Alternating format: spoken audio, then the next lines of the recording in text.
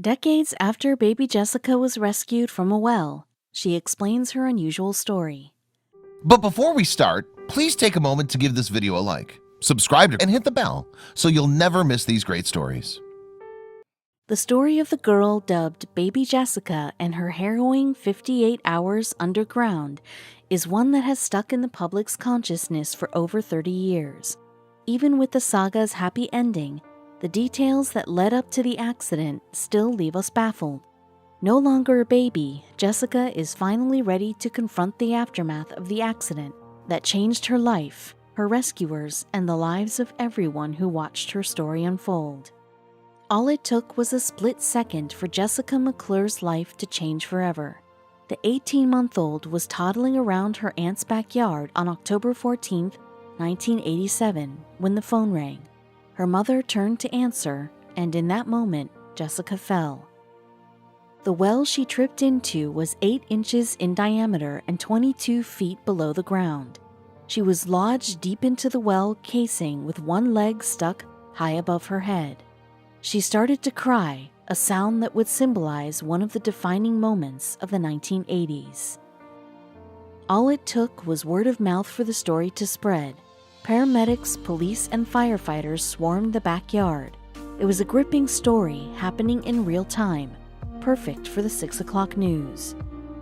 As the hours dragged on, it was proving itself to be a much more difficult rescue than they originally thought. Their plan was to drill a shaft parallel to the well, and then a right angle across to Jessica hit a snag, literally. The workers found that their tools weren't strong enough to penetrate the hard rock around the well. Rescue teams had to get creative and fast. They pumped oxygen down to Jessica as they brainstormed ideas, which is when someone floated the idea of water jet cutting. A relatively new process at the time, water jet cutting meant using a very high-pressure jet of water to cut through stone, metal, and granite. The problem was, the only thing between Jessica and the dangerous water jet was the stone. They were in for a nail-biting rescue. The only way they knew Jessica was still alive was by her singing. When she wasn't crying, she was singing songs like Winnie the Pooh, along with the people watching on TV and in real life. Literally overnight, she became a media sensation. Hundreds of donations poured in from all over the country. Local news stations were inundated with calls from strangers about their own experiences with similar incidents. Meanwhile, the crowd on the ground grew, everyone hoping to have a hand in baby Jessica's rescue. And though numerous people helped save Jessica's life, it was one paramedic who went down the shaft himself, Robert O'Donnell. He inched his way through muck to get to Jessica, and the image of him holding her aloft, finally free, ended up winning a Pulitzer Prize. The most harrowing 58 hours of Jessica's life were over, but the aftermath of the ordeal had only just begun. Ronald Reagan's statement that everybody in America became godmothers and godfathers to Jessica throughout the rescue only rang true for so long. The fact is, all those who watched the rescue eventually left the scene to carry on with their own lives. The McClures had to deal with the fallout, and though there were high points, the low points proved to be the most painful. The high points were great. The family's fame brought them to Live with Regis and Kathy Lee, and a TV movie was made starring Patty Duke and Beau Bridges. The family met George H.W. Bush, and about $1 million in donations were put into a trust fund for Jessica. The physical effects were another thing entirely. After surviving more than 2 days underground with her foot high above her head, Jessica was left with more than just a few bruises. She lost a toe to gangrene, and her entire foot had to be painfully reconstructed. A large gash across her face left a scar that stretched from her hairline to the bridge of her nose. The only bright side seemed to be her age. Though the world could never truly forget baby Jessica's horrible ordeal, Jessica herself was too young to remember it at all. It wasn't until a few years later when, during an episode of Rescue 911, Jessica asked who the little girl trapped in the well was. At this point, Jessica's parents, who were only 18 during Jessica's accident, had endured a long, messy, and high-profile divorce. Finding out about her past was like finally finding a missing puzzle piece for Jessica. Now in her 30s with kids of her own, Jessica is finally ready to share what happened when the cameras left her life for good. The term baby Jessica is still an everyday thing, she told People. She underwent 15 surgeries in the years following the accident, and though most of her surgeries were paid for by the generous donations from the public, the money didn't last forever. She started with $1.2 million in a trust fund, but the stock market crash of 2008 left Jessica with just about $300,000. Still, the loss hadn't affected Jessica as much as you may think. As she grew up, she saved the money for a few very special reasons. When my husband and I first started dating, he did not know who I was, she explained to People. When she finally told him why people always stared at her, though, everything fell into place. About a month into our relationship, we were already engaged. 2 kids later, Jessica and her husband, Daniel Morales, were able to buy their first house with the money left over from the trust fund. The house is located just 2 miles from where Jessica's life hung in the balance back in 1987. Jessica isn't the only one whose life was changed by that ordeal. The paramedic who lifted her out of the well, Robert O'Donnell, battled post-traumatic stress disorder from the incident, and he took his own life in 1995. Nowadays, Jessica lives a relatively normal life with her family, even though she'll never really shake the fame she gained all those years ago. And on the 30th anniversary of her rescue, Jessica visited the notorious well for the first time in years. Seeing the well for the first time, it was hard, but it wasn't upsetting, she told People. After all, baby Jessica and grown-up Jessica are both survivors. To me, it's a symbol that it could have taken my life, but it didn't. One of the defining events of the 80s, Jessica McClure's 58-hour ordeal, was met with support from all over the country. It's rare for events to make such a cultural impact, but the ones that do are truly unforgettable, much like the case of poor Kimberly Mays. In early December 1978, Regina Twigg walked through the maternity ward of Hardy Memorial Hospital. Pulling her IV behind her, the ward was empty except for a lone woman holding a baby. Instead of looking elated at her newborn daughter, the woman was on the verge of tears before she could ask her what was wrong. However, a nurse pulled Regina out of the room with just one sentence: "This is a very sad story." Decades after that strange moment in the maternity ward, she and that sad woman's paths would cross yet again. Back in 1978, however, all Regina could do was count her blessings. This time, the sadness wasn't about her. Regina and Ernest Twigg already had 5 children, but when they'd entered the maternity ward that day, all they could think about was the sudden death of their daughter Vivia from a heart defect a few years before. But as it turned out, they had no reason to worry. Mere hours after her birth, baby Arlena was thriving and breastfeeding like a champ. When Regina saw Arlena the next morning, however, it was like a light had been dimmed. Arlena's pink cheeks were blue. She had lost ounces of weight overnight and had refused to breastfeed. All at once, Regina's fears came rushing back, and this time they were confirmed. Arlena had a heart defect. Arlena needed to be monitored for the rest of her life. "We didn't know from one day to the next, are we going to lose her too?" Arlena's older sister recalled. Regina was extremely protective of Arlena, who grew to be a weak but sweet kid. Mere miles away, another family was grappling with their own newborn addition. Barbara and Bob Mays were brand new parents, but unlike Arlena, their daughter was a picture of health. The Mays practically belonged on a greeting card. On the outside anyway, the reality was that Kimberly's birth was long and arduous, requiring an unexpected C-section that left both Barbara and Kimberly worse for the wear. After a long recovery process, however, the family of 3 finally returned home. That is, until Barbara was diagnosed with cancer. 2 years later, Kimberly and Bob became a family of 2.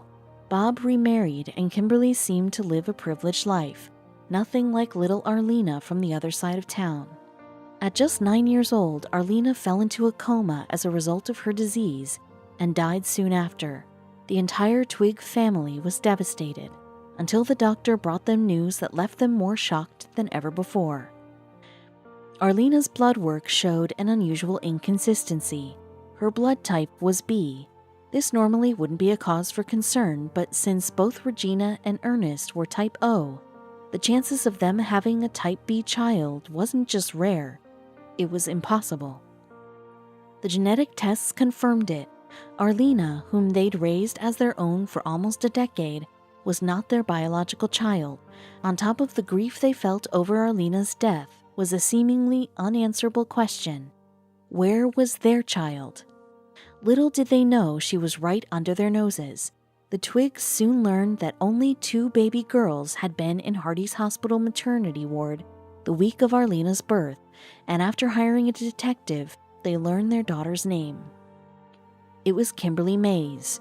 The Twigs immediately reached out to Bob Mays, not to obtain custody of Kimberly, but merely to see if she was, in fact, their biological daughter, but Bob refused to respond. "I wouldn't care if they traced her heritage to Cabbage Patch, USA," Bob Mays once told reporters. "I'm her father, I always have been, and I always will be." Ultimately, court-ordered genetic tests revealed Bob's greatest fear. Somehow, Kimberly and Arlena had been switched at birth, and the media frenzy that followed catapulted each family to national attention. Instead of demanding answers as to how the switch occurred, all anyone cared about were the warring families. The Twigs vied for visitation rights, but Bob Mays was equally determined that they never set eyes on Kimberly. Regina was villainized for sticking her nose where it didn't belong, even though Kimberly's home life wasn't what it seemed. Despite what Kimberly told reporters, life with Bob wasn't all fun and games. His ex-wife claimed that he would hit Kimberly, throw her around if she misbehaved, and verbally abuse her. The press even caught wind of the abuse. But Bob's side of the story was that Kimberly was his daughter no matter what, and that was enough for the press. Years later, it's believed that Bob used the press to distract from the question on everyone's mind: how did the switch happen? Back then, Bob was in total control of the narrative. Bob Mays did not want us to have any connection to Kimberly, Regina Twig said, but Bob's wishes weren't to come true. A judge eventually granted the Twigs visitation rights with Kimberly. When Kimberly was 12, the entire Twig family met their long-lost sister and daughter for the first time. According to home videos, Kimberly called Regina Mom soon after meeting her, which was too close to comfort for Bob. They were total strangers, and until we could get this under control, it was my opinion that we shouldn't let them have any visitation at all, Bob told the press in 1993. Kimberly had a choice to make: to fight Bob's wishes or to obey them. By then, Kimberly had made her decision. Now 14, the girl who had appeared so happy with the Twigs suddenly wanted nothing to do with them. She not only decided to stop visiting the Twigs, but to cut all ties with them the most permanent way she knew how. Kimberly petitioned a state judge for a legal divorce from the Twigs. Kimberly, who once called Regina Mom and was on tape laughing and bonding with her biological family, sat before a judge and claimed that she wanted nothing to do with the Twigs. "To get them out of my life, I'll do everything I can," Kimberly told Barbara Walters in an exclusive 1993 interview. Her reasoning? To make everything, the press, the judgment, and the pressure coming from all sides, finally stop. During the court proceedings, the judge asked Kimberly what her greatest fear was in regard to the case. "Being taken away from my father," she responded. Still, Regina Twig was steadfast in her belief that Kimberly needed a connection with her biological family. "If she ever wants to see us again, all she has to do is come to our door. Because we're here and we love her," Regina told Barbara Walters in an interview. Even then, Regina saw the writing on the courtroom wall. Eventually, the judge declared Kimberly legally divorced from the Twigs and denied them any visitation rights. The divorce seemed to mark the end of the media frenzy surrounding Kimberly, and her life was expected normal. Until months later, when Kimberly was found in the most unlikely of places, with the twigs. Kimberly admitted years later that it was Bob's abusive ways that drove her to a YMCA shelter and then to the only other safe place she could think of. I stayed with the Twigs a year and a half to 2 years almost, Kimberly revealed. She depended on the family she had emancipated herself from for food and shelter, but it wasn't always the paradise she hoped for. I was never close with Regina, Kimberly said of her experience living with the Twigs, but I do know she has a good heart. Still, Kimberly can't stop wondering about that fateful day in the hospital. How did I get switched and why, she wonders years later. Despite the years of media attention, no one had ever uncovered the true story behind the switch, and it seemed they never would, until someone spoke up from the most unexpected place. When Patsy Webb came forward with her own story in 1993, it was from her deathbed. A former nurse's aide at Hardy Hospital, she claimed she was there the day the babies were switched, and that none of it was an accident. Even before hearing Patsy's story, Regina was convinced that Dr. Ernest Palmer, the longtime chief of Hardy Hospital, had ordered the staff to switch the babies' ID bands. The reason why goes all the way back to Barbara and to her sad story. Regina speculated that Barbara, who was desperate for a baby, gave birth to a little girl with a heart defect. She was told that the baby wouldn't survive into adulthood. At the same time, Regina gave birth to a healthy baby girl. Dr. Palmer, a close friend of Barbara's family, allegedly switched the babies in order to spare the Mays further heartbreak. For years, the Twigs were the only vocal supporters of this theory, until Patsy came along.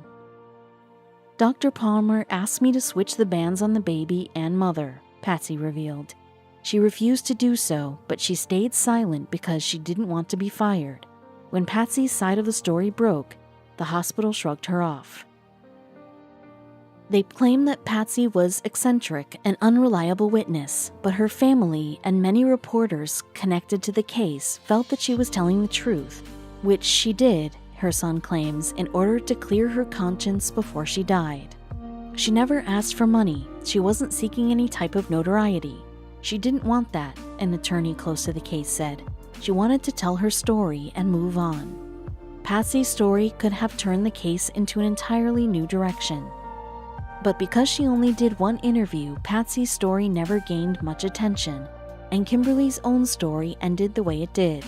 Divorce, reconciliation, and eventual estrangement from anyone she ever called family. Nowadays, Kimberly refuses to live in the past.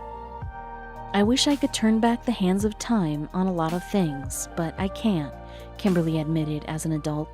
No one knows what would have been different had the switch never occurred, but Kimberly finally knows her next step. I have to move forward.